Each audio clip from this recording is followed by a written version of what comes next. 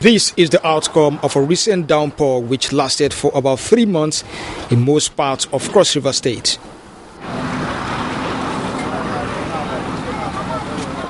One of the most affected areas is Usungesuk, a community that lies along the Calabar-Itu Federal Highway. As a result, many have been rendered homeless and farmlands destroyed. The residents now perform their daily activities in open spaces like this one, also covered with water. The water has been coming, but it's not like this before. But last year, the level was approximate, but this year, we cannot even imagine how the level is. It's increasing day by day. It has surpassed our expectations, and the spoils are good. We don't even know whether to leave this area, whether government will have anything to do in order to help us. I sleep for this. And all my phone safe. If you go to that motor, you see my phone. Wrong spoil. Mr. Edward Bassi is in his 70s. He's been living in this community for over 30 years.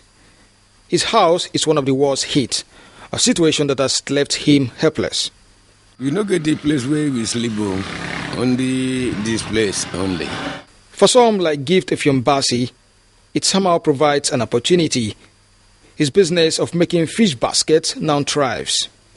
They're happy, but the water is too much. But Usungesuk is not alone in this predicament.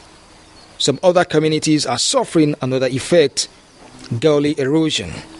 Ekorinim, Kenya, Atimbo, Nyangasang, B. Bosco, Ikorefangangpa have not been spared.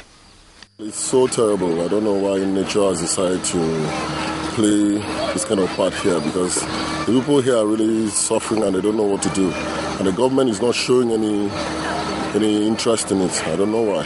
This gully erosion wasn't like this until we don't know whether it is NDDC or the government has sent fake contractors to come and construct this road. As soon as they construct this road, the people of this community started suffering.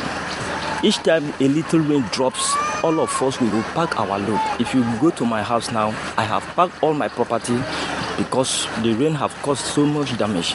And I don't know, the government is not proactive. When this thing started, we have reported this thing to the state government, and nobody attend to it. And today now the thing is becoming a very serious matter that people are packing out from this community. I remember that earlier in the year, the Nigerian Metropolitan Organization sent out a forecast that there will be that certain places in Nigeria will experience very heavy rainfall. Calabar was mentioned, Port Harcourt, Lagos, etc. I think that what has worsened it is the lack of proper monitoring and also warning from the appropriate organizations. I think we have come to a point where we should have to evaluate, number one, the weather monitoring stations that we have. If you look at, like Cross River, for instance, apart from the airport, you can't have an automated weather monitoring station here. Government says it's working towards ameliorating the situation and has put in place modalities to tackle the menace. We have been trying to get the public and get the federal government to understand the plight of Cross River as it concerns that road. People do not want to hear you say that this, for instance, is a federal road, it's not a state road, it's not my duty. So long as it passes through your state, they expect that no matter how tight you are financially, you should be able to intervene. And that the state government has been doing. As we speak, the federal government is owing us huge amounts, running into billions.